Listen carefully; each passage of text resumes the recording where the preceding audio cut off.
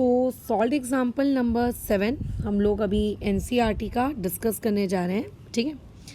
तो इससे पहले हम लोगों ने और भी बहुत सारे सॉल्व एग्जाम्पल्स डिस्कस किए हैं। ये सॉल्व एग्जाम्पल मुझे बहुत ही प्यारा लगा, तो इसको डिस्कस करने से पहले मैं थोड़ा सा तुमको आइडिया दे दूँ इस पर्टिकुलर क्वेश्चन के बारे में कि आपको बोलना क्या चाह रहे हैं। देखिए, सबसे पहले अगर आपके पास कोई एक रैंडम ट्रायंगल है, मतलब उसकी कितनी लेंथ है, कितनी हाइट है, क्या है, कैसा है, मुझे नहीं पता, एक रैंडम ट्रायंगल, उस ट्रायंगल की 3 साइड्स हैं, आपको मिड पॉइंट्स दिए होंगे, mid point number 1, mid point number 2, mid point number 3।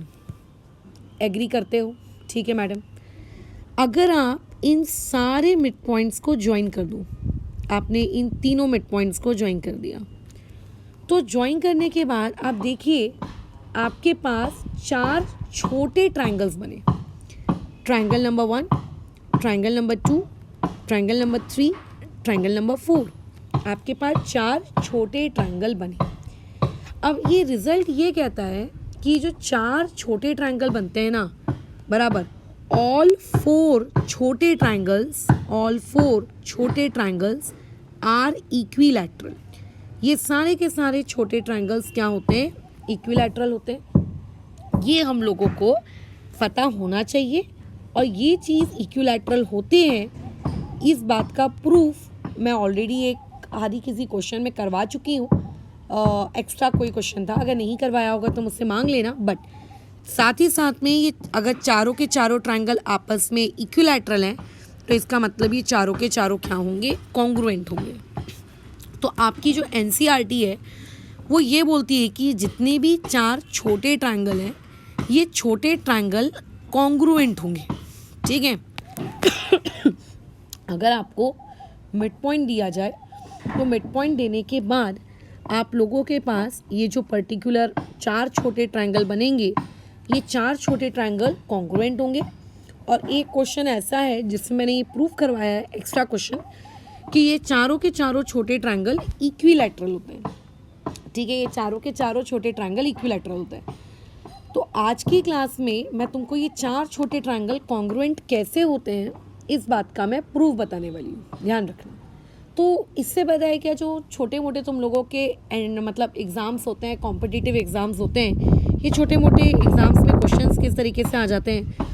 ये क्वेश्चन में बोल देगा कि इस पिद्दी से ट्रायंगल का एरिया लेट से 2 सेंटीमीटर स्क्वायर है, और पूछेगा कि बताओ पूरे के पूरे ट्रायंगल का एरिया कितना होगा। तो जिस बच्चे को ये पता है कि चारों के चारों ट्रायंगल्स कॉन्ग्रुएंट होंगे, वो तुरंत बोलेगा कि हाँ मैडम, टोटल ट्रायंगल का एरिया हो जाएगा 8, 2 × 4। हाँ, लेकिन उस पर्टिकुलर क्वेश्चन को सॉल्व करते वक्त बशर्ते आपको ये ज़रूर दिया होना चाहिए कि ये भी मिड पॉइंट है, ये दिया होना चाहिए कि ये भी मिड पॉइंट है, ये दिया होना चाहिए कि ये भी मिड पॉइंट है, तभी ये चीज़ वैलिड है।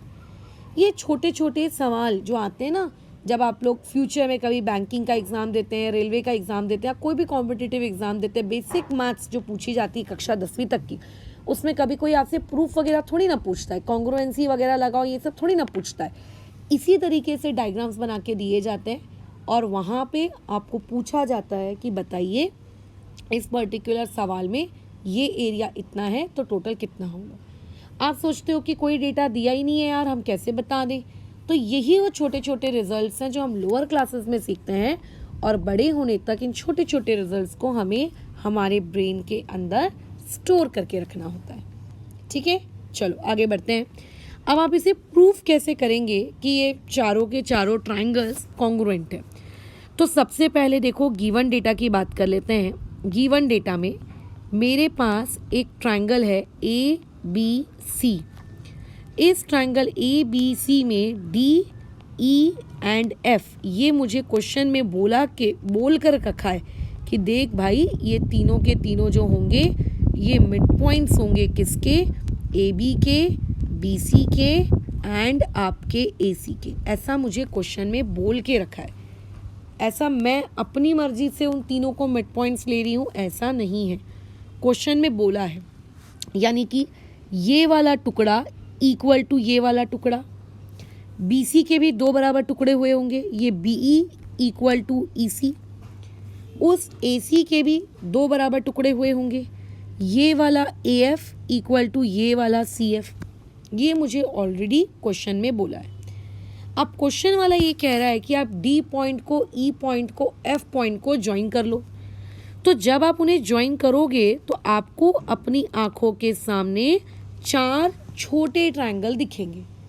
ठीक है, तो आपको जो 4 छोटे ट्रायंगल दिख रहे हैं, क्वेश्चन वाला ये कह रहा है कि वो ट्रायंगल ADF ये कॉन्ग्रुएंट होगा ट्रायंगल BDF के, और ये ट्रायंगल BDF कॉन्ग्रुएंट होगा ट्रायंगल ECF के, और ये ट्रायंगल ECF कॉन्ग्रुएंट होगा EDF के। ठीक है, वैसे आप याद रखना, अगर आपके पास कोई भी एक रैंडम ट्रायंगल है और उसके आपके तीनों साइड्स के अगर आपको तीनों मिड पॉइंट दिए हुए हैं तो 4 छोटे ट्रायंगल बनते हैं, चारों के चारों इक्विलैटरल होते हैं और चारों के चारों कॉन्ग्रुएंट होते हैं। इक्विलैटरल कैसे होते हैं, इस बात का प्रूफ मैंने किसी एक अलग क्वेश्चन में करवाया है, एक्स्ट्रा क्वेश्चन है वो, ठीक है, तुम लोगों के लिए। लेकिन चारों के चारों कॉन्ग्रुएंट होंगे, ये तुम्हारी NCERT का सॉल्व एग्जाम्पल नंबर 7 है, इसको मैं अभी बता रही हूँ। ठीक है, ये बहुत इंपॉर्टेंट रिजल्ट है, इसीलिए इस पर्टिकुलर सॉल्व एग्जाम्पल को मैंने चूज़ किया तुम्हें बताने के लिए। इसमें आपको अलग से किसी और कंस्ट्रक्शन की नीड नहीं है, जो आपके पास ऑलरेडी है इसी में सब कुछ प्रूफ हो जाएगा। कैसे करेंगे मैडम आप इसको प्रूफ, थोड़ा समझाइए। समझाते हैं, बट इस चीज़ को प्रूफ करने से पहले मैं कुछ तुम्हारी पुरानी भूली बिसरी यादें जो हैं वो थोड़ा सा तुमको रिकॉल करवा देती हूँ। रिकॉल आपको पॉइंट नंबर 1 ये करना है, टेस्ट नंबर 4। इस पर्टिकुलर चैप्टर में हमने एक टेस्ट नंबर 4 पढ़ा था और जिसको मैं कई बार कई जगहों पे अलग अलग सवालों में यूज़ कर चुकी हूँ। टेस्ट नंबर 4 ये कहता है कि अगर आप लोगों के पास जो क्वाड्रिलैटरल होता है, ठीक है, उस पर्टिकुलर क्वाड्रिलैटरल का एनी वन पेयर, ठीक है, एनी वन पेयर किसका, अपोजिट साइड्स का, any one pair of opposite sides of quadrilateral, किसी भी पर्टिकुलर क्वाड्रिलैटरल के, ठीक है, एक पेयर का जो अपोजिट साइड होता है, if any one pair of opposite sides of a quadrilateral are equal, अगर आपका वो इक्वल आ जाए एंड आप लोगों का वो पैरेलल आ जाए, देन आप उस पर्टिकुलर क्वाड्रिलैटरल को क्या कहते हो, पैरेललोग्राम। यानी कि अगर आपको किसी पर्टिकुलर क्वाड्रिलैटरल को पैरेललोग्राम प्रूफ करना है तो टेस्ट नंबर 4 के अकॉर्डिंग उसका एक साइड का पेयर आप क्या कर दीजिए, अपोजिट साइड का एक पेयर इक्वल दिखा दीजिए, या फिर आप उसको क्या दिखा दीजिए, व्हाट यू से, पैरेलल दिखा दीजिए, इक्वल एंड पैरेलल, तो वो आप लोगों का पैरेललोग्राम हो जाएगा। ये रिकॉल नंबर 1। रिकॉल नंबर 2 के तरफ अगर मैं मूव करूँ तो रिकॉल नंबर 2 मुझको तुम्हें ये बताना है, इस चैप्टर की स्टार्टिंग में मैंने आपको पैरेललोग्राम के बहुत सारे थ्योरम्स पढ़ाए थे। उसमें से वन ऑफ द थ्योरम ये था, ठीक है, वन ऑफ द थ्योरम ये था कि डायगोनल जो होती है इन अ पैरेललोग्राम, ठीक है, डायगोनल इन अ पैरेललोग्राम, ठीक है, अगर आपके पास कोई एक पैरेललोग्राम है तो diagonal in a parallelogram divide it, वो डायगोनल क्या करती है, उस पैरेललोग्राम को डिवाइड कर देती है कितने में, इंटू टू कॉन्ग्रुएंट ट्रायंगल्स। मतलब अगर आपके पास कोई फिगर बोला जा रहा है कि वो एक पैरेललोग्राम है, जैसे कि मान लेते हैं मैंने अगर कहा कि ये वाला फिगर एक पैरेललोग्राम है और अगर आप यहाँ पे ये डायगोनल बना देते हैं तो इस डायगोनल बनने की वजह से ये ऊपर वाला ट्रायंगल जिसको मैंने येलो शेड किया है और ये जो नीचे वाला ट्रायंगल है लेट्स से जिसको मैंने ग्रे कलर से शेड किया है, ये दोनों के दोनों ट्रायंगल आपस में क्या होंगे, कॉन्ग्रुएंट होंगे। अगर ये फिगर एक पैरेललोग्राम है तो इसका जो प्रूफ है कि डायगोनल होती है पैरेललोग्राम को दो इक्वल पार्ट्स में, दो कॉन्ग्रुएंट ट्रायंगल में डिवाइड करती है, इसका प्रूफ मैं ऑलरेडी आपको पहले ही पढ़ा चुकी हूँ जब हमने ये चैप्टर स्टार्ट किया था। खैर अब तो हम लोग चैप्टर एंड करने पे आ गए। जब हमने ये चैप्टर स्टार्ट किया था इनिशियली, उस ज़माने में हम लोगों ने इसका प्रूफ ऑलरेडी आपको दिया है। ठीक है, चलो प्रूफ में आ जाओ। अब मैडम आपको यहाँ पर ये प्रूफ करके बताना है कि ये जो आपका पर्टिकुलर आपको ट्रायंगल दिख रहा है, ये पर्टिकुलर 4 छोटे मोटे ट्रायंगल आपके क्या होंगे, कॉन्ग्रुएंट होंगे। अच्छा, कैसे आप इसको प्रूफ दिखाएंगे? तो मैंने अभी आपको जो 2 रिकॉल बताए, ये दोनों रिकॉल्स की मदद से हम ये चीज़ यहाँ पे प्रूफ करके दिखाएंगे कि वो जो 2 छोटे ट्रायंगल्स हैं, वो 2 छोटे मतलब टोटल 4 ट्रायंगल्स जो हैं वो आपस में क्या होंगे, कॉन्ग्रुएंट होंगे। कैसे? देखो, मिड पॉइंट थ्योरम का इस्तेमाल किया जाएगा। ठीक है, जैसे कि अगर मैं कहूँ कि मेरे पास एक ट्रायंगल है ABC, इस ट्रायंगल ABC में अगर मैं D को एंड F को अगर मैं क्या लेती हूँ, मिड पॉइंट्स लेती हूँ, D को और F को अगर मैं मिड पॉइंट ले लूँ, किसका, AB का एंड AC का, मैं अपनी मर्जी से मिड पॉइंट ले रही हूँ ऐसा नहीं हो रहा है। ठीक है, ये इन्फॉर्मेशन मुझको गिवन है। ठीक है, ये इन्फॉर्मेशन मुझको गिवन है कि D and F mid points हैं। तो तुम्हें नहीं लगता कि मैं यहाँ पे क्या लगा सकती हूँ, मिड पॉइंट थ्योरम लगा सकती हूँ? बिल्कुल मैडम, आप यहाँ पे क्यों नहीं लगा सकते मिड पॉइंट थ्योरम? तो चलिए यहाँ पे मिड पॉइंट थ्योरम लगाते हैं। तो मिड पॉइंट थ्योरम क्या हो जाएगा कि वो दोनों मिड पॉइंट्स को ज्वाइन करने के बाद जो लाइन बनेगी, ठीक है, दोनों मिड पॉइंट्स को ज्वाइन करने के बाद जो लाइन बनेगी, यानी कि आप लोगों की DF वो पैरेलल होगी आप लोगों के BC के, एंड वही वाला आपका DF उस पर्टिकुलर BC का क्या होगा, बाय 2 होगा। Give it equation number 1। हो सकता है मुझे इसको आगे कभी यूज़ करने की ज़रूरत पड़ सके।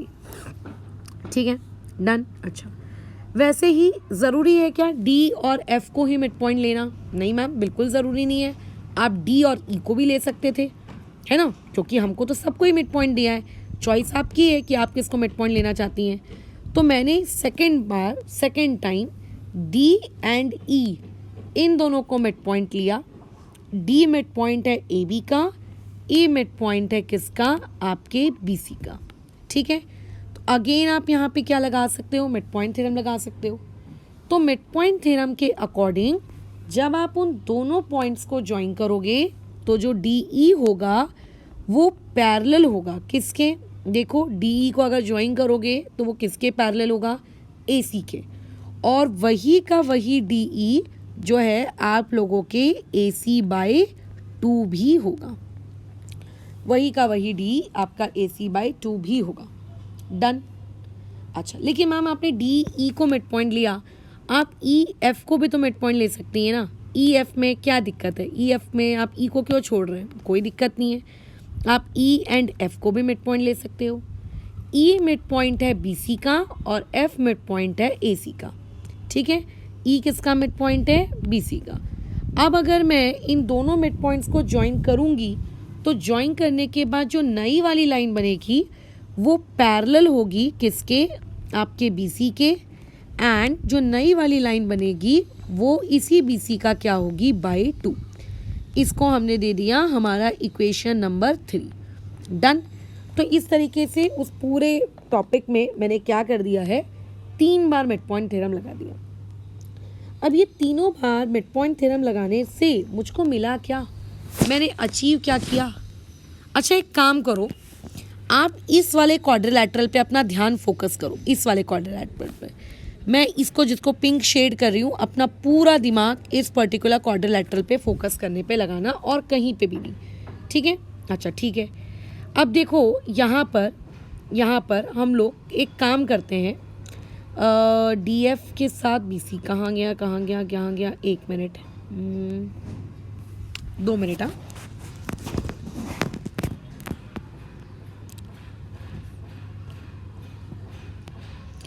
क्या दिखाना था मुझको तुमको, DF पैरेलल टू BE। देखो इक्वेशन नंबर 1 के अकॉर्डिंग जो DF है वो मेरे BC के क्या है, पैरेलल है। ठीक है, इक्वेशन नंबर 1 के अकॉर्डिंग जो मेरा DF है वो BC के पैरेलल है।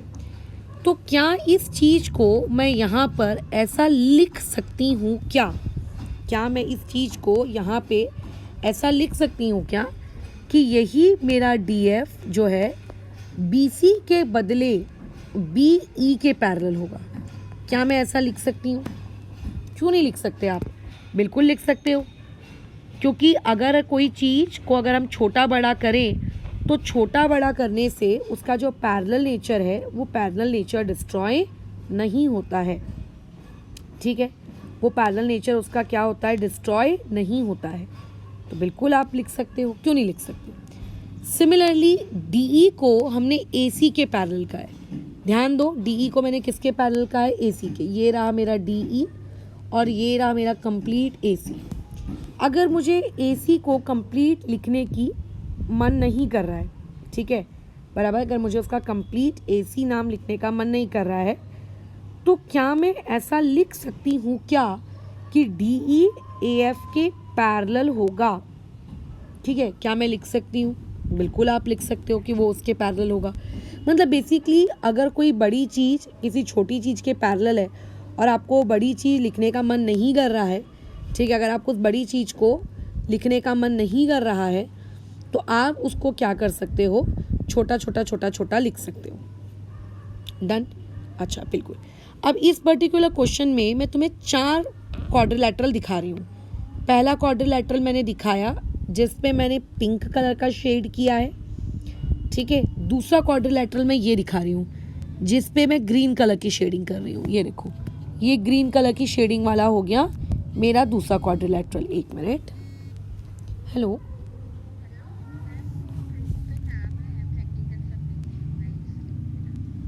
अच्छा, मैं ठीक है कॉलेज में बोल देती हूँ, मैं दे चुकी हूँ उनको, ठीक है, हाँ। अच्छा, अब यहाँ पे क्या आएगा, DFCE बराबर, ये आप लोगों का एक पैरेललोग्राम है। अच्छा, मतलब पैरेललोग्राम नहीं है, सिर्फ अभी उसको देख लो और कुछ भी मत करो। अच्छा, उसके अलावा एक और नाम मैं आपको बता रही हूँ, इस पे अपना दिमाग केंद्रित करना। इसको हम लोग ब्राउन कलर से शेड करते हैं। ये देखो, ये हो गया चौथा वाला, ये हो गया चौथा, सॉरी तीसरा। तो ये हो गए आपके 3। क्या आपको ऐसा लगता है कि ये तीनों के तीनों पैरेललोग्राम होंगे? बिल्कुल, ये तीनों के तीनों पैरेललोग्राम होंगे। अब ये तीनों के तीनों आपके पैरेललोग्राम होंगे कैसे?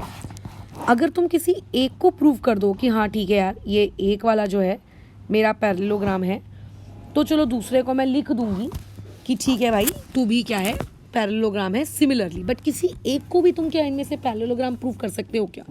ये है तीनों के तीनों पैरेललोग्राम। मैं बता देती हूँ तुमको, ये तीनों के तीनों आपके पैरेललोग्राम है, तीनों के तीनों। तो चलो एक काम करते हैं, पहले अपन थोड़ा सा आगे का काम कर लेते हैं, फिर अपन बातचीत करेंगे। हाँ, देखो कैसा है आप लोगों के पास, क्या नाम दिए थे मैंने उन लोगों को। हाँ, टोटल वहाँ पे 3 क्वाड्रिलैटरल्स की बात हो रही है। एक हो रही है पिंक वाले क्वाड्रिलैटरल की बात। पिंक वाले क्वाड्रिलैटरल का नाम देख लो क्या है, ठीक है, देख लिया, ठीक है। अब आगे बढ़ जाओ। पिंक वाले क्वाड्रिलैटरल का नाम है BDFE। अच्छा, ब्राउन वाले क्वाड्रिलैटरल का नाम क्या है, ADEF। अच्छा, जो आप लोगों का ग्रीन वाला क्वाड्रिलैटरल है उसका नाम क्या है, DECF। ये तीनों के तीनों जो है आप लोगों के पैरेललोग्राम है। तीनों के तीनों कैसे हैं वो मैं प्रूफ करके दिखाती हूँ, बट ये तीनों के तीनों पैरेललोग्राम है। अब अगर ये तीनों के तीनों पैरेललोग्राम है, तो अगर इस पर्टिकुलर क्वाड्रिलैटरल BDFE को अगर मैं ड्रॉ करूँ, ठीक है, इसको अगर मैं ड्रॉ करूँ अलग से, तो यहाँ कहीं होगा B पॉइंट, यहाँ कहीं होगा D पॉइंट, F पॉइंट और यहाँ कहीं होगा E पॉइंट। अगर मैं ED को इसका डायगोनल बना दूँ, ED को अगर मैं इसका डायगोनल बना दूँ, और मैंने आपको जो अभी वो प्रॉपर्टी रिकॉल करवाई थी, उस प्रॉपर्टी के अकॉर्डिंग क्या आप ऐसा लिख सकते हो कि ट्राइंगल BDE कॉन्ग्रुएंट होगा ट्राइंगल EFD के? बिल्कुल लिख सकते हैं, अगर मैं उसको पैरेललोग्राम प्रूफ कर दूं तो। सिमिलरली जो ADEF है, जो आप लोगों का ब्राउन कलर का, जो आप लोगों का क्या है, क्वाड्रिलैटरल है, ब्राउन वाला, यहाँ A पॉइंट, यहाँ D पॉइंट, यहाँ E पॉइंट और यहाँ पे F पॉइंट। अगर मैं इस ADEF में इस DF को अपना डायगोनल ले लूँ, और क्योंकि ये एक पैरेललोग्राम है, तो ऑब्वियस है कि जो चीज़ मैंने आपको रिकॉल करवाई थी उस रिकॉल के अकॉर्डिंग यहाँ पर आपके ये दोनों के दोनों ट्रायंगल्स क्या होंगे, कॉन्ग्रुएंट होंगे। ठीक है, बढ़िया। सिमिलरली अब हम बात करते हैं दूसरे वाले की। तो दूसरा वाला क्या हो जाएगा आपका DECF, ठीक है, ये हो जाएगा DECF, रफली मैंने ड्रॉ किया है ग्रीन वाले को, DECF। अगर इस DECF में मैं इस EF को इस पर्टिकुलर का डायगोनल कंसिडर कर लूँ तो यहाँ पे भी इसके दो कॉन्ग्रुएंट ट्रायंगल्स हो जाएंगे। ट्रायंगल EDF कॉन्ग्रुएंट हो जाएगा आपके ट्रायंगल ECF के, ठीक है। और इन सारी चीज़ों का हम रीज़न क्या देंगे, डायगोनल्स, ठीक है, of a parallelogram, divide it, ठीक है, इनटू 2 इक्वल पार्ट्स। वो उसको क्या करती है, 2 इक्वल पार्ट्स में डिवाइड करती है। ये हमने लिख दिया। अब अगर तुम इन सब को ऑब्जर्व करो, ठीक है, अगर तुम इन सब को ऑब्जर्व करो तो ऑब्जर्वेशन से क्या पता चलता है कि ये जो BDE है ये EFD के कॉन्ग्रुएंट था, और यही वाला EFD, अब देखो EFD को मैंने इस वाली जगह पे DEF लिख दिया है, उससे कोई फ़र्क नहीं पड़ता, ठीक है। यही वाला DEF ADF के भी कॉन्ग्रुएंट होगा, फिर यही वाला ADF आगे जाके यही वाला EFD ECF के भी कॉन्ग्रुएंट है। यानी कि इनडायरेक्टली मैं ये लिख सकती हूँ कि वहाँ पे जितने भी छोटे मोटे ट्रायंगल्स क्रिएट हुए, ठीक है, वहाँ पे जितने भी छोटे मोटे ट्रायंगल्स क्रिएट हुए वो सारे के सारे छोटे मोटे ट्रायंगल्स जितने भी, ठीक है, जितने भी छोटे मोटे ट्रायंगल्स क्रिएट हुए वो सारे के सारे छोटे मोटे ट्रायंगल्स बेसिकली आपस में क्या है, कॉन्ग्रुएंट है।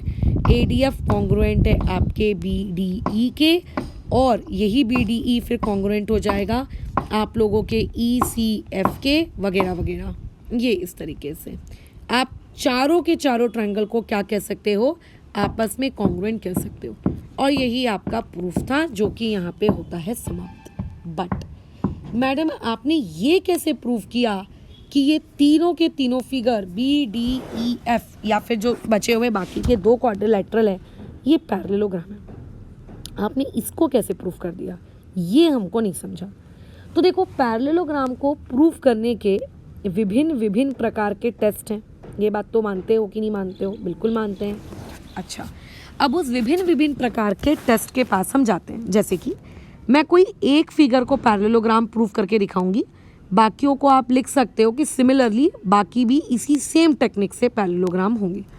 जैसे कि अगर मैं बात करूं इन क्वाड्रिलैटरल BDFE की, अगर मैं क्वाड्रिलैटरल BDFE की बात करूं तो इस पर्टिकुलर क्वाड्रिलैटरल में अकॉर्डिंग टू इक्वेशन नंबर 1, ठीक है, हम ऐसा ऑलरेडी कह चुके हैं इक्वेशन नंबर 1 के अकॉर्डिंग कि हम लोगों का, देखो क्या कहा था हमने इक्वेशन नंबर 1 में, DF जो होगा वो BE के पैरेलल होगा, है ना। हम ऑलरेडी कह चुके हैं कि DF जो होगा वो BE के पैरेलल होगा। इक्वेशन नंबर 1 में मैं ऑलरेडी कह चुकी हूँ कि जो मेरा DF होगा वो BC/2 होगा। इस बात से एग्री करते हो? बिल्कुल करते हैं।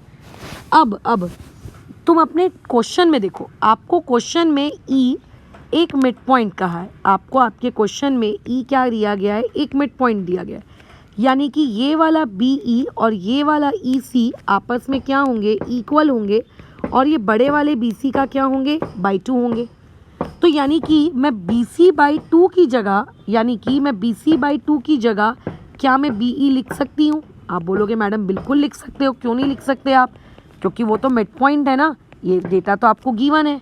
अब मैंने क्लास स्टार्ट होने से पहले ही आपको रिकॉल करवाया था कि अगर कभी भी किसी भी क्वाड्रिलैटरल का एक पेयर अपोजिट साइड का क्या आ जाए, पैरेलल भी आ जाए और इक्वल भी आ जाए, तो उस पर्टिकुलर क्वाड्रिलैटरल को हम लोग क्या कहते हैं, उस पर्टिकुलर क्वाड्रिलैटरल को हम लोग क्या कहते हैं, उसे हम लोग एक पैरेललोग्राम कहते हैं। तो देखो BDEF में आपका एक पेयर पैरेलल भी आ गया, एक पेयर आपका इक्वल भी आ गया, इसीलिए क्वाड्रिलैटरल BDFE ये बेसिकली क्या होगा, उस टेस्ट नंबर 4 के अकॉर्डिंग एक पैरेललोग्राम होगा। और अगर ये एक पैरेललोग्राम है तो सिमिलरली जो मैंने अदर शेडिंग की थी उनको भी आप क्या कर सकते हो, पैरेललोग्राम प्रूव करवा सकते हो। सिमिलरली वो जो आपका ब्राउन कलर की शेडिंग थी ADEF, ये वाला क्वाड्रिलैटरल, वो जो आपकी ग्रीन कलर की शेडिंग थी ठीक है, FDEC ये वाला क्वाड्रिलेटरल, ये बेसिकली आपके क्या होंगे, पैरेललोग्राम। और एक बार अगर आपने इनको पैरेललोग्राम प्रूफ कर दिया, फिर तो वो प्रॉपर्टी लगा लो कि डायगोनल उस पैरेललोग्राम की उसके 2 इक्वल टुकड़े करेगी, और बस वहीं पे क्वेश्चन हो जाता है सॉल्व। ठीक है, तो इसी के साथ हम लोगों का एक बहुत इम्पॉर्टेंट रिजल्ट यहाँ पे ख़त्म होता है। इस रिज़ल्ट का जिस तरीके से प्रूफ इम्पॉर्टेंट था, उतना ही ज़्यादा इम्पॉर्टेंट इस रिज़ल्ट को याद रखना भी है कि वो 4 ट्रायंगल्स में उसको क्या करेगा, डिवाइड करेगा। ठीक है, फिलहाल इस डिस्कशन को